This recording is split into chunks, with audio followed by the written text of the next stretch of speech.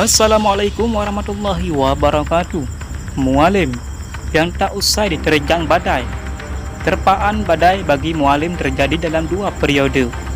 Di saat konflik sebagai Panglima Gerakan Aceh Merdeka iaitu GAM, Mualim tentu menjadi target utama pihak Tentera Nasional Indonesia. Murka Zulfadli alias Abang Samalanga kepada Bustami Hamzah yang disebut mengkhianati Mualim mengonfirmasi bahawa Mualim itu laksana karang yang senantiasa diterjang badai. Terpaan badai bagi Mualim terjadi dalam dua periode.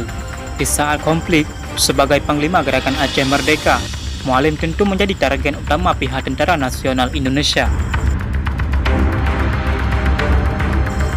Dengan status darurat militer untuk Aceh yang ditetapkan 19 Mei 2003, sudah barang tentu intensitas untuk memburu penerus Abdullah Syafi'i itu ditingkatkan, bahkan dengan melibatkan alat perang yang lebih dari biasa.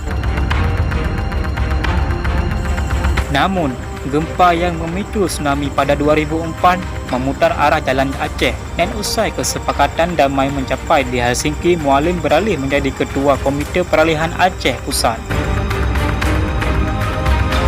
Usai berhadapan dengan badai konflik, Mualim langsung menghadapi badai politik pertamanya, berupa perpecahan GAM tua dan GAM muda dalam mendukung calon di Pilgub 2006.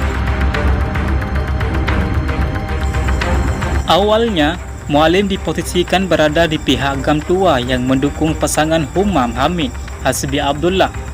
Namun, sebulan pilkada 11 Desember 2006, Mualim dalam kapasitasnya sebagai Ketua KPA Pusat menegaskan bersikap netral.